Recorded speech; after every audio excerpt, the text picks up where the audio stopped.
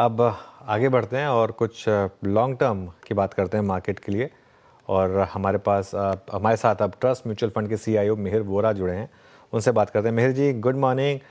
नववर्ष की शुभकामनाएं। ये इस साल की हमारी पहली इंटरेक्शन है, तो आपको बहुत बहुत शुभकामनाएं इस नववर्ष की। बताइए कैसा व्यू है आपका इस मार्केट को लेकर, इतनी जहां पर हमने पिछले 3 महीने में इतनी ज़्यादा वीकनेस देखी है और इतनी ज़्यादा करेक्शन, वो भी एक ब्रूटल कुछ स्टॉक्स में। व्यू क्या रहेगा आप? नमस्कार अनुज, और आपके व्यूअर्स को भी 2025 की बड़ी शुभकामनाएं। देखिए, हम अगर पिछले 3 महीने में देखें तो ऑफ कोर्स करेक्शन हुई है। निफ्टी भी करीबन 8% डाउन है पीक से। लेकिन अभी भी मैं कहूंगा कि जो resilience of the Indian economy है वो हमें ब्रॉडर मार्केट में दिख रही है। जब हम पिछले साल की भी बात करें तो निफ्टी ने 8-9% रिटर्न दिया था। लेकिन जो स्मॉल कैप और मिड कैप इंडाइसेस हैं उन्होंने करीबन 25% रिटर्न दिया था। और अब थोड़ा करेक्शन हो रहे हैं, तो in spite of the volatility, in spite of the correction, जो ब्रॉडर मार्केट है उसमें काफी रिटर्न्स की संभावनाएं हैं। स्टॉक पिकिंग की काफी स्कोप है। हाँ, जैसे हम 2025 एंटर कर रहे हैं तो मेरे ख्याल से जो अनसर्टेनिटी है वो थोड़ी बढ़ी है कंपेयर टू 2-3 मंथ्स अगो।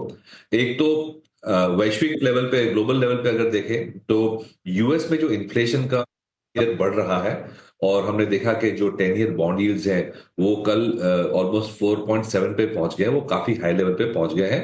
तो ये एक रिस्क फैक्टर बढ़ रहा है कि जैसे जैसे US long term bond yields बढ़ेंगी और जो यूएस रेट कट एक्सपेक्टेशंस हैं वो शायद पीछे पीछे हो रहे हैं, और या तो लगता है कि रेट हाई रहेंगे for a longer period of time, तो डॉलर की जो स्ट्रेंथ है वो बढ़ती रहेगी। और हमने देखा है जब भी डॉलर स्ट्रांग होता है तो इमर्जिंग मार्केट्स लाइक इंडिया के लिए वो एफआईआई फ्लोज के लिए टेम्पररीली नेगेटिव होता है। तो एक ये हेडरूम में कहूँ, हेडविंड में कहूंगा, जो रिस्क फैक्टर जो है वो मेरे ख्याल से 1-2 महीने में बढ़ गया है। दूसरा रिस्क फैक्टर ये है कि जो ट्रंप अब इनॉग्रेशन के सेकेंड वीक में जो इनॉग्रेशन होगी ट्रंप की, प्रेसिडेंट ट्रंप की, तो उसके बाद जो इमीडिएटली क्या टैरिफ वगैरह पे एक्शन लेते हैं उससे भी मार्केट में वॉलेटिलिटी हो सकती है। तो मैं कहूंगा कि इंडिया के लिए वैसे broad market, the economic strength अच्छी है, लेकिन थोड़ी मैं कहूंगा ग्लोबल अनसर्टेनिटीज बढ़ रही हैं। तो इस समय पोर्टफोलियो कैसे बनाया जाए? किस तरीके से आप कहेंगे कि लोग अब इस साल में किन थीम्स को बैक करें? सॉरी, क्वेश्चन रिपीट करें। थीम्स पोर्टफोलियो में फिर क्या रखें, थीम्स, क्या क्या थीम मेन होंगी इस साल? हाँ। हाँ डेफिनेटली थीम्स में मैं ये कहूंगा कि अभी भी इंडिया की जो इकोनॉमिक प्रोग्रेशन हो रही है और इकोनॉमिक माइग्रेशन होती है, जब in terms of income levels, in terms of aspirations, तो अभी भी मैं कहूंगा कि जो इन डेमोग्राफिक लिंक थीम्स है वो सबसे ज्यादा हमें विजिबल दिख रही है। और सेकंड, जो गवर्नमेंट फोकस एरियाज हैं वहां पे भी मैं कहूंगा अभी भी थीम बरकरार रहेगी। तो फॉर एग्जाम्पल डेमोग्राफिक्स में हम देखें तो जो प्रीमियम आइटम्स हैं उसकी कंजम्पशन अभी भी स्ट्रांग है। तो चाहे कि होटल्स हो, एयरलाइंस हो, हाई एंड कार्स हो, हाई एंड बाइक्स हो, ट्रैवल एंड टूरिज्म लिंक्ड है, इलेक्ट्रॉनिक्स वगैरह है, ड्यूरेबल्स है, अप्लायंसेज है। तो वो जो प्रीमियम आइटम्स है वहां पे मेरे ख्याल से विजिबिलिटी अभी भी रहेगी, क्योंकि ये नेचुरल इनकम लेवल माइग्रेशन की जो है वो फिनोमिनन है। और इंडिया की हमें पता है कि पर कैपिटा कंजम्पशन ये सब आइटम है बहुत ही कम है। तो प्रीमियम कंजम्पशन मेरे ख्याल से बरकरार रहेगा ये थीम। दूसरा है कि गवर्नमेंट जहां जहां फोकस करी, जैसे कि पीएलआई स्कीम्स में है, मैन्युफैक्चरिंग में खास करके हम देखेंगे कि electronics, auto auto ancillaries, chemicals, textiles, pharmaceuticals, काफी सारी कैटेगरीज में पीएलआई इंट्रोड्यूस करी है, और ये पीएलआई की कैटेगरीज बढ़ती जा रही है, इंक्लूडिंग बैटरीज, रिन्यूएबल्स एक्सेट्रा। तो ये मेरे ख्याल से जो कैपिटल एक्सपेंडिचर है, भले इतना बड़ा ना हो in terms of absolute amounts, but this will also create a lot of demand and positivity in the smaller segments of the market. और थर्ड है जैसे कि डिफेंस, रेलवे, जहां पे एनीवे गवर्नमेंट की कैपेक्स चल रही है रोड्स इंफ्रास्ट्रक्चर में, वहां भी मेरे ख्याल से अच्छा रहेगा। क्वेश्चन मार्क जो नॉर्मल कंजम्पशन है डिस्क्रिशनरी और एफएमसी में, वहां पे क्वेश्चन मार्क है, वहां पे हम अभी भी अंडरवेट रहेंगे। लेकिन गवर्नमेंट लिंक्ड जो जो जो जो सेक्टर्स हैं, railway, defence and all the other capex, premium consumption, और फाइनेंशियल मार्केट्स को जो इंटरमीडिएट कर रहे हैं, जैसे कि wealth management, capital markets, asset management, broking, insurance, वो जो फाइनेंशियलाइजेशन ऑफ सेविंग्स है, ये थीम भी हमें अभी पॉजिटिव रहेंगे। ओके मैं अच्छा इस बीच मिहिर जी से इस वार्तालाप को थोड़ी देर के लिए रोकना चाहूँगा और आप बाजार को देखिए निफ्टी वहीं का वही है, लेकिन आज रिलायंस जो है वो विश्वान कर रहा है, जिसे कहते हैं ना पूरे बाजार का जो दर्द है ना वो अकेले ही लेता हुआ। लुक एट रिलायंस नाउ, 2% ऊपर, टॉप गेनर्स इन डेरिवेटिव्स में शामिल, 26 रुपये ऊपर, और रिलायंस जो है अब 20 DMA के ऊपर ट्रेड करता हुआ और डिसाइसिवली 13 दिसंबर के बाद का हाईएस्ट लेवल, एक ऐसे समय जब निफ्टी आईटी 350 अंक नीचे, निफ्टी बैंक आपकी स्क्रीन पे आएगा 125 अंक नीचे, और मिड कैप्स वाकई क्रैक हो रहे हैं। सो अकेले इस वक्त सिंगल हैंडेडली हमारे डाउन साइड को रिस्ट्रिक्ट करता हुआ रिलायंस। खैर मेहर जी, अब मैं आपसे अपने प्रश्न और उत्तर के क्रम को फिर शुरू करता हूँ। ये थोड़ा सा आपके व्यू को ब्रॉडर पर्सपेक्टिव तो मेरे को मिल गया, लेकिन अभी वो सेक्टर्स जिनका सरोकार ग्लोबल मार्केट से है, यूएस की अर्थव्यवस्था से है, या फिर यूएस में जनरेट होने वाली डिमांड से है, उसमें हम दो चीज़ें रखते हैं, आईटी और फार्मा।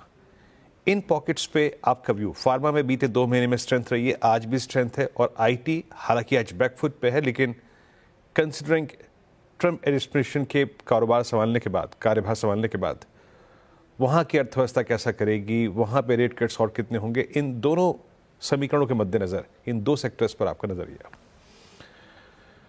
श्योर। सो आईटी में हमारा व्यू बड़ी क्लियरली स्टॉक पिकिंग वाला व्यू है, इन द सेंस हम ये एक्सपेक्ट करते हैं कि जो बड़ी आईटी कंपनीज हैं उनकी ग्रोथ रेट बहुत ज्यादा हाई लेवल्स पे नहीं रहेगी, क्योंकि उनकी एक साइज हो गई है और उनकी जो स्ट्रैटेजी है वो broadly speaking high single digit या उस तरह की ग्रोथ रेट पे फोकस्ड है। स्मॉल कैप और मिड कैप आईटी कंपनीज में अभी भी काफी सारी कंपनीज है जहां पे they are targeting niche segments और नीश स्किल्स के बेसिस पे काम कर रहे हैं, और क्योंकि उनका बेस स्मॉल है वो अच्छी तरह से ग्रो कर रहे हैं, और ये companies anywhere between 15 to 20% compounded earnings growth दे सकती हैं टॉप लाइन के साथ। बट ओवरऑल अगर देखें तो ट्रम्प के आने से, प्रेसिडेंट ट्रम्प के आने से दो चीजें हो सकती हैं। एक तो ट्रम्प मेक इन अमेरिका और प्रोटेक्शनिज्म की ओर जा रहे हैं, और उसकी वजह से अमेरिकन बिजनेसेस को इन्वेस्टमेंट करने का एनकरेजमेंट दे रही है। इससे ये भी हो रहा है और हो सकता है कि जो कॉर्पोरेट अमेरिका है उसकी इन्वेस्टमेंट्स बढ़ सकती है, और जब भी हमने देखा है कि कॉर्पोरेट अमेरिका में इन्वेस्टमेंट्स बढ़ती है तो आईटी की डिमांड बढ़ती है, तो ये एक पॉजिटिव हमें हो सकता है। मैं H1B का जो इश्यू है वगैरह उसको मैं ज्यादा नहीं मानता, बिकॉज अल्टीमेटली हमारे यहाँ पे लेबर चीप है और हमारी आईटी सर्विसेज यहाँ पे बैठ के भी डिलीवर कर सकती हैं ऑफशोर मॉडल में, तो उससे मैं ज्यादा कंसर्न नहीं हूँ। बट इन जनरल अगर कॉर्पोरेट अमेरिका की स्पेंडिंग ट्रम्प की पॉलिसीज की वजह से इंप्रूव होगी तो ये इंडियन आईटीज को शॉर्ट टर्म में बेनिफिशियल हो सकती है। लॉन्ग टर्म में जो थ्रेट्स हैं आर्टिफिशियल इंटेलिजेंस वगैरह की, वो मेरे ख्याल से 2 या 3 साल के बाद हमें दिखेगी।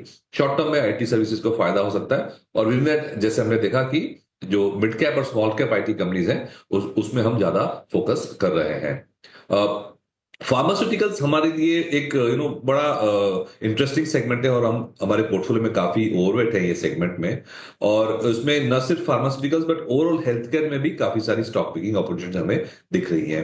तो इसमें हम यूएस को सप्लाई करने वाली जेनरिक कंपनीज में भी पॉजिटिव हैं, सीडीएमओ करने वाली जो कॉन्ट्रैक्ट मैन्युफैक्चरिंग और रिसर्च करती हैं सीडीएमओ वाली कंपनीज, उसमें भी हम पॉजिटिव हैं। Diagnostics and health care, hospitals, ये सारे सेगमेंट में हमें अच्छे स्टॉक्स मिल रहे हैं, और हेल्थ केयर इन जनरल इसकी वजह से हम काफी पॉजिटिव हैं। हाँ, यूएस में स्पेसिफिकली प्रेसिडेंट ट्रम्प के आने से शायद हमें थोड़ी अनसर्टेनिटी आ सकती है in terms of policy, but structurally because हम इतने क्रूशियल है सप्लाई चेन में यूएस की, मेरे ख्याल से ओवरऑल इंडियन फार्मास्यूटिकल कंपनीज जो या तो सीडीएमओ कर रही है, या तो जेनरिक ड्रग सप्लाई कर रही है, या तो जेनरिक फॉर्मुलेशन सप्लाई कर रही है यूएस को, उनके लिए स्ट्रक्चरली मेरे ख्याल से कोई प्रॉब्लम नहीं होनी चाहिए। ओके चलिए, तो यहाँ पे हमने आईटी को और फार्मा को कुछ हद तक कवर कर लिया। अच्छा, अभी कुछ देर पहले आप मेहर जी लग्जरी का जिक्र कर रहे थे, जिसमें आपने होटल्स को, एविएशन को रखा। मैं एक स्पेस और जेम्स एंड ज्वेलरी को रखना चाहूँगा। यहाँ पे टाइटन, जिसके पास मैं आपसे स्टॉक स्पेसिफिक टिप्पणी जो है वो अपेक्षित नहीं है, नो डाउट आपकी वजह संभव भी नहीं है, but James and jewellery space इस बीते हुए क्वार्टर के बाद और जिस प्रकार के अपडेट्स आए स्पेशली कल्याण की तरफ से, आपका टेक इस स्पेस में और क्या है? श्योर। तो जैसे आपने कहा, कई कंपनीज ने गाइडेंस बिजनेस अपडेट दिए हैं एक क्वार्टर के, और नंबर्स तो ठीक ही लग रहे हैं। एक फायदा जेम्स एंड ज्वेलरी को ये हो सकता है 2025 में, ये है कि 2024 में नंबर ऑफ वेडिंग्स काफी कम थी because of certain astrological reasons etcetera. 24 में नंबर ऑफ वेडिंग्स काफी कम थी, और उसकी लो बेस की वजह से भी हमें 2025 में उसका फायदा हो सकता है। तो मेरे ख्याल से गोल्ड प्राइसेस ऊपर जा रहे हैं, और जिस तरह से ग्लोबल इन्फ्लेशन वगैरह के कंसर्न्स हैं, गोल्ड पे व्यू तो वैसे भी पॉजिटिव ही है।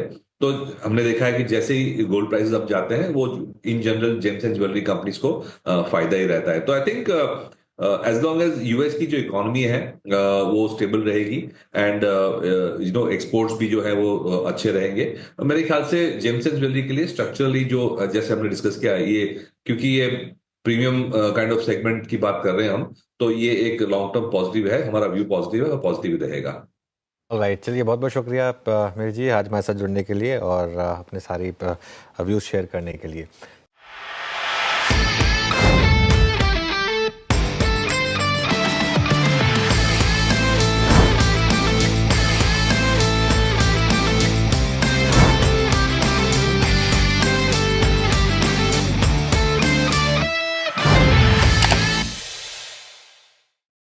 बता दें कि मनी कंट्रोल पर दिए गए विचार एक्सपर्ट्स के अपने निजी विचार होते हैं।